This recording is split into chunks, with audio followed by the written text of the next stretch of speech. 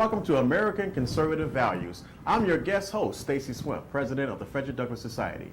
I am excited, I'm honored, I'm humbled today to have with me a friend, a mentor, one of America's great leaders, Reverend C.L. Bryant, founder of One Nation Back to God and also creator of the movie Runaway Slave. Reverend Bryant, welcome to American Conservative Values. Thank you so much for having me on today. And Stacy, this is a signal honor to be here in the facility of Bishop Ira Combs. Absolutely. Bishop Combs is a great leader, a mentor to me, a father figure, and as someone who's really a tremendous servant in this church and in this community. So we're very thankful for him. Well, folks, we're going to get right to it. Reverend Bryant, One Nation Back to God. That's very intriguing to me because I really believe that's exactly what we need. I think, would you agree that we are perhaps in a stage where we've never been so divided since perhaps the Civil Rights era, perhaps? We're divided along so-called class lines. The politicians are doing this and the people are going along with it. We're divided along cultural lines. One Nation Back to God. Tell us about that. Our people, black people in particularly, have always focused and centered our community around the church. And it's wonderful to see here in Jackson that so much of the activity is centered and focused around this facility. But that is being lost as far as our people are concerned. For the first time in America, you have a demographic of young people between the ages of 8 to 17 who have never been in a church except for a funeral. Now, what that does to us in the dynamic is show us that in another 10, 15 years, you'll have a group of young people who have grown to adulthood, who have no God consciousness, have not been born again, have not been filled with the Spirit of God. And that represents a clear and present danger to society as a whole. Absolutely. You're on a tour right now. Yeah. And I think the tour ties in with what you're talking about now. And the name of that tour, I believe, is The Content of Character. The Content of Character. Reverend Brown has been traveling the country talking about the content of character. We know that Dr. King once said that he had a dream that one day men would be judged not by the color of their skin, but by the content of their character. Tell us your perspective of content of character and this tour that you're on. In bringing the nation back to God, making them conscious of the Creator that has endowed us, given us an endowment with unalienable rights, and only He can do that, we have lost in doing that the essence of what Dr. King meant by the content of character. God gives each and every man a measure of not only faith, but a measure of character. And many times the contributions that character allow us to bring to the table in order to participate in the process is lost when we constantly are having our hands out, wanting to receive something that we have not earned. It causes us in many cases as men to lose that measure of manhood. So what King was trying to tell us, and it's been lost among some of our so-called leaders, we've been led astray by some of them. What King was trying to tell us is that let us then be judged by what we can actually bring to the table and add to the pot ourselves instead of what we take from the table. And so the Content of Character tour will deal and address that particular idea as a vehicle to empower us instead of cause us to be dependent. How has that message been received in your travels? In some circles, very well. In other circles where the co-opting of mindsets has been very thorough, it's hard to tell someone who has been dependent for a long time, now it's time for you to stand on your own. The person who tells them that sometimes is portrayed as evil because you're wanting to take away whatever good is. that they are used to getting. But now what we want to tell them is that you are free, so you need to act like it. Free people feed themselves. They find a way to do that. Is there a way to teach them? I see that Pastor Combs, Bishop Combs, is doing that here. He's teaching people how to fish and feed themselves, fish for themselves, feed themselves. And that is the formula that has to be distributed among the rest of the community and throughout America, because America itself is becoming a dependent nation on government handouts. Not good. One of the things I've heard you speak about very often is anger in the black community. This morning I had the privilege of seeing you on Let It Rip. Fox 2 Detroit, Reverend Bryant debated against the president of the Detroit branch of the National Action Network, Reverend Charles Williams, and Reverend Bryant commented that we've been angry for 60 years or more.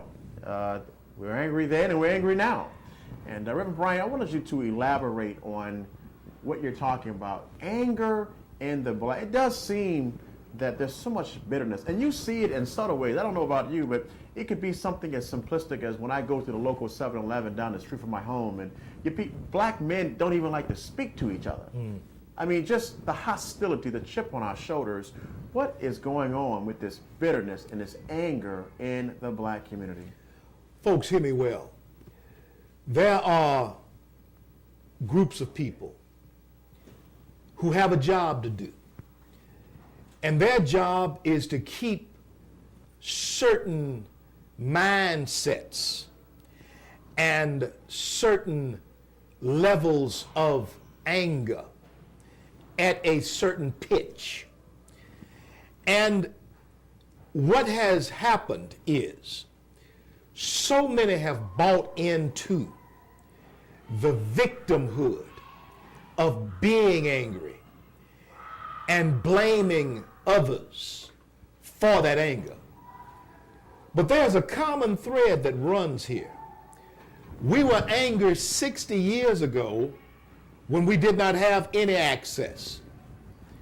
But yet we're angry now, 60 years later, when we have a black president in the White House. So the question has to be, why are we still angry? The common denominator between then and now is that we have followed the same leadership, politically mostly, that we were following then when we are angry, and we're following the same political leadership now, and we're still angry. My message, especially in the film Runaway Slave, as well as One Nation Back to God, and in content of Character Tour, is that it's time for us to at least try something different. The same formula worked over and over that does not bring a result is insanity. It is insanity indeed. Runaway Slave. I started off talking about the fact that we have with us the creator of Runaway Slave. And here he mentioned it, and what great timing. I tell you folks, the only way I could describe it or set it up is to tell you that there has never been a documentary in the history of our country that really can compare to Runaway Slave. And Runaway Slave has won, I believe, the Dove Award recently. So this documentary is really groundbreaking, if not ground-shattering, if you will. And so if you could, for our viewers, can you please explain Runaway Slave? What is Runaway Slave? And of course, the million-dollar question, of course, is why in the world would you use a term like that? Because we know that a lot of people are very sensitive, particularly on the left. And so when you say runaway slave, people get offended. They say that's inflammatory, but nevertheless, you took that bull by the horn, runaway slave. Are you, Reverend Bryant, a runaway slave? Yes, indeed I am, and I believe that you are, and I really believe that Bishop is too. And you'll see what I'm saying when I describe it to you. And we praise God for it.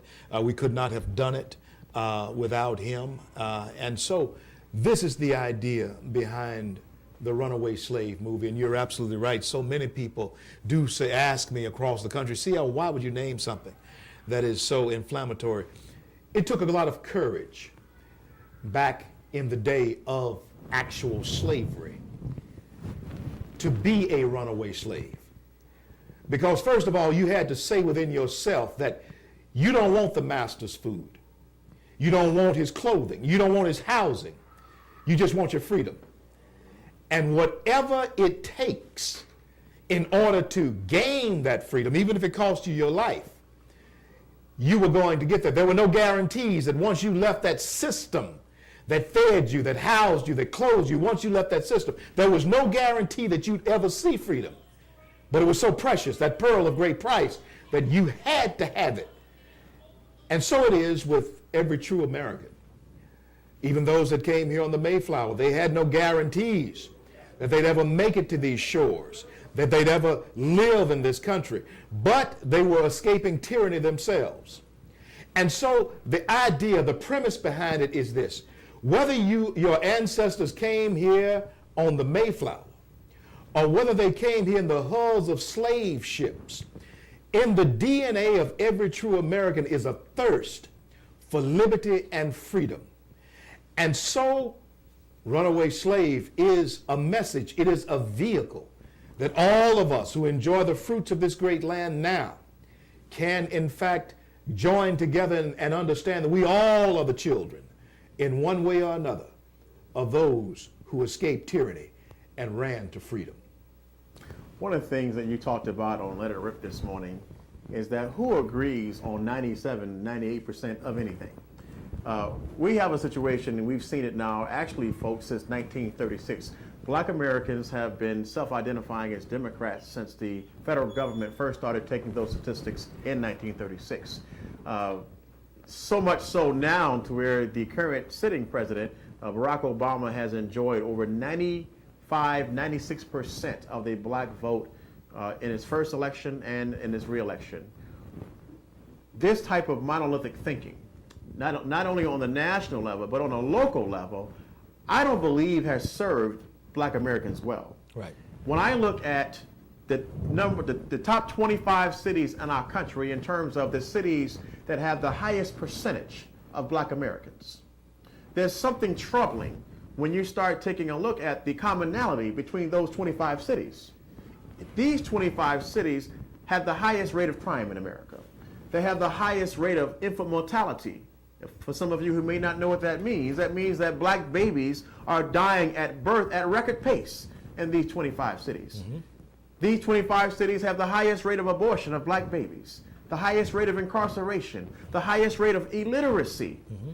In every category that's in the wrong direction, these 25 cities seem to be at the top. Right. In our country, black people, our monolithic thinking and our loyalty, if you will, to the Democrat Party. And folks, I'm saying that because essentially the Democrat Party has had control, if you will, mm-hmm. over the policy decisions in local municipalities in the black community for at least 60 years. And when we look at the effects that has had on, let's say, the city of Detroit, in 1961, before the Democrat machine took over the politics in Detroit, black folks in the Detroit area, metropolitan area, were among the wealthiest black folks in the entire nation. I don't have to tell you what it looks like now. Folks, we are at a disadvantage. We are in an unenviable position when 97% of anybody, we're the only group of people in this country who cast our vote in such mass for one party. I'm telling you, that's not intelligent. We must at least try something different. Going back to being angry. We've been angry all of this time. Why? Because we've been following the same type of leadership for all of this time. Agree with me, disagree with me, but you must understand one thing.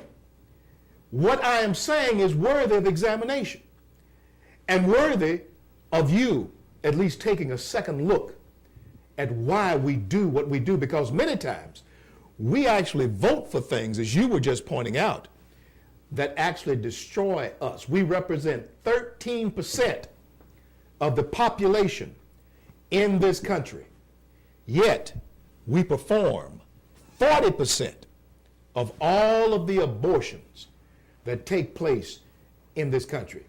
Those are black babies being murdered. More than a generation has been killed since we have bought into this idea of progressive liberalism. One of the things that Dr. Martin Luther King wrote about, he wrote several books. One of the books that he wrote, one of my favorites, is called Where Do We Go From Here? Community or Chaos? And it seems that many of us answer the question by saying chaos. Since he was assassinated, unfortunately, our communities seem to be worse off today on some levels than what they were in 1968 when Dr. Martin Luther King Jr. was assassinated. So having said that, we now have discussed the problems, and you have a great understanding of the problems. Can you share with our viewers some of the solutions? Where do we go from here, as Dr. Martin Luther King Jr. asked, community or chaos? Where do we go from here?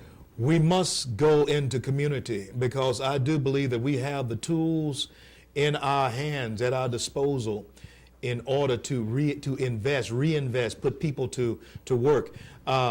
Bishop was very gracious in allowing us to tour the facility, and I got a little history of what he's doing here in this community. And what I see is that he's putting back into the community, re-empowering the community to stand on its own 2 feet.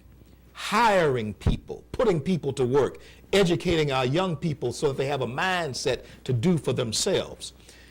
Some years ago, I was a part of a group called the Top 20. And every month, we bring $3,000 of our own money, 20 of us, to this meeting. And we reinvest that $60,000, and if we couldn't find anything, the next meeting, $120,000 back into the community, buying a store or an apartment complex or what have you. And then letting the people in the community run that particular business. The money is in the community. We spend it on liquor. We spend it on things that kill us. The money is there in the community for us to help ourselves. And this is something that we must look to, not the chaos, but we must look to community. The way the black community once was.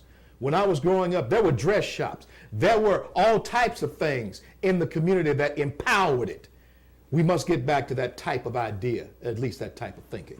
President Barack Obama is currently, I suppose, planning to go in a tour across the country to claim that he wants to do something about middle-class jobs. My perspective is we need to stop this class warfare.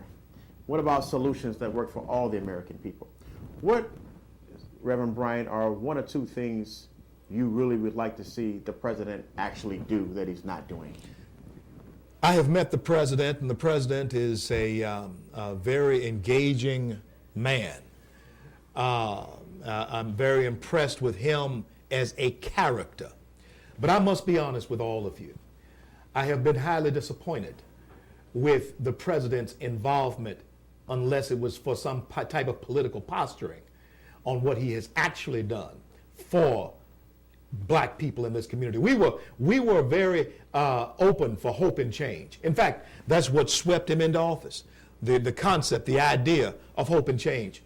So what I would hope he would do would step back from the idea, which is a progressive liberal idea, of giving folks a fish, and then empowering people like the bishop, people like myself, who can actually sit down and teach that young drug dealer who's out there slinging crack. You know what he is? He's an entrepreneur. That young dope dealer is an entrepreneur who is self-motivated. He doesn't mind taking risk. There has to be a way to pull that kid off the street so he can sleep at night without worrying about getting killed. There has to be ways that the church itself can once again be a beacon and a center for people like that, who can be brought under the umbrella of men like Bishop Combs, who in fact can teach them how to invest in housing, how to invest in their community. There is a way that the president could help us all if in fact he would simply push the idea of personhood and the idea of American capitalism. That's not a bad word. That is a good word. The free market is a good word. It has always worked for people like Ralph Bunche and others who made themselves part of the American dream and enjoyed it. You mentioned a term that many people may not be familiar with, personhood. And I wanted you to take a moment to explain to our viewers what exactly is personhood. What does that mean? What is that about? People don't succeed, Stacy, as groups, even though that is a mentality that many of us are bought into. We're bought into the idea that if we don't do this together, we're not going to succeed. People succeed as individuals and then use that personality, that person that God gives you uniquely, to then contribute to the betterment of your society, that personhood. The content of your character is the essence of personhood, because it takes what God has given you uniquely. The one reason I believe that the bishop and I are going to be able to walk together is because the bishop has been given a gift from God. So there's no reason for me to covet his gift. There's no reason for me to be jealous of his gift. And God has given me a gift. And there's no reason for bishop to covet mine. So in his own person, he is embodied and empowered with his gift from God. And he achieves individually, and I achieve individually, and we agree that there's a goal that we have, is to share our individual personal gifts with those who are around us, telling them and showing them how they too can contribute themselves. That's personhood. And there's another context. In the black community, folks, we have a crisis, and it's called black genocide. And across the country, though we are only 12.5 or 13% of the American population, black women comprise over 40% or more of abortions. Planned Parenthood has strategically placed at least 70% of their death clinics in black communities. A lot of people don't know that Planned Parenthood was created for the sole intended purpose of genocide, particularly the Negro Project. The Negro Project, So today, started by Margaret Sanger. Absolutely. A lot of black Americans don't know anything about Margaret Sanger and personhood. So I know that you are also a strong advocate of saving unborn life, protecting the sanctity of life. Tell our viewers a little bit about personhood from the pro-life perspective. Understood. My friends, black folks represent 12% of the population, 13% of the population in this country. In the state of New York in 2008, more black babies were murdered through abortion than were born. Let that sink in for just a moment. They're not going to have to worry about black young people if this trend continues 10 years from now, because there won't be any. We're murdering our young people, and we are voting for administrations that actually support this type of genocide, the mass murder of a group of people. When we look at what the Word of God says to Jeremiah, in the first chapter of Jeremiah, I believe around that fourth verse, God says that before he formed him in his mother's womb, he knew him and had ordained him as a prophet to the nations. So let me tell you something. God understands us from a place where we can't even begin to understand. We are persons before we ever born, according to the Word of God. Now, if you have any problems with that, you take it up with the Word. I'm not here really to argue that. I just was called to proclaim it. And that's what I'm doing. What do you think about the fact that some of the nation's historical civil rights organizations, the NAACP, for example, are taking a position in support of black genocide?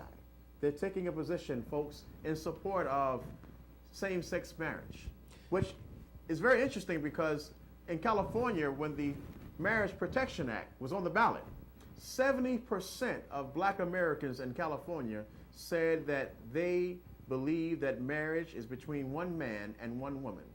And yet, this traditional institution that alleges that it represents the interests of black Americans in particular have now postured and taken a position against the very values that most black Americans say that they espouse. What do you think about that? If our ancestors, our grandparents were to return today and see some of the things that we vote for, they would think that we have lost our minds. As you know, Stacy, I'm the former president of the NAACP in Garland, Texas, from 87 to 90 when I left the NAACP. And one of the reasons why, and actually I didn't leave the NAACP. The NAACP left me. And this is what I'm saying. Dr. Benjamin Hooks was the national director of the NAACP at that time, and I had a directive from him to speak at a pro-choice rally that was going to take place in Dallas County. Because I was a called, ordained minister of the gospel, pastoring at that time in the Dallas area, I shot back a note to him saying, I can't do this because of conscience. My star that was rising in the organization began to abruptly set. And I said to my wife, Jane, I said, they're not just wanting to control the agenda. They want to control me and then use me to control a group of people.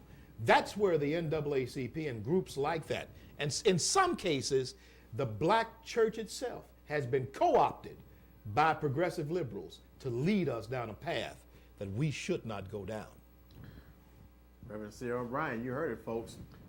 Reverend Bryant is going to be joining us once again here in the great state of Michigan. He'll be back. The Frederick Douglass Society, we are proud to announce that we're going to be hosting a Juneteenth celebration right here in Jackson, Michigan on June 19th here at Greater Bible Way Temple. And we're also going to be in Flint, Michigan, June 20th at the Riverfront Banquet Center. Star Parker will be joining us there.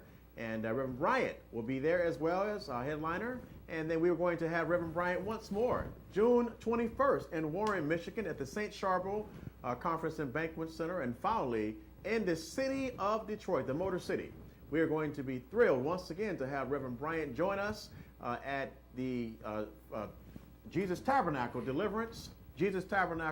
Deliverance, pastored by Bishop Billy Davis Jr. and Reverend Bryant once again will be joining us to talk about the content of character, and we will be talking about issues that particularly affect the urban communities economically, morally, and spiritually. You heard Reverend Bryant say that we can't keep doing the same thing. And Dr. Martin Luther King said before he was assassinated, he said he was pleading with us to reach down in the innermost parts of our soul and sign with the pen of self-asserted manhood our own emancipation proclamation, and hence the title of the Frederick Douglass Society tour, A Race to Economic Emancipation. Reverend Bryant, it's been a pleasure. It's been an honor. Thank you. And we thank you so very much for joining us here on American Conservative Values. Thank you. Thank you. God bless you. God bless and keep you, Stacy. Thank you.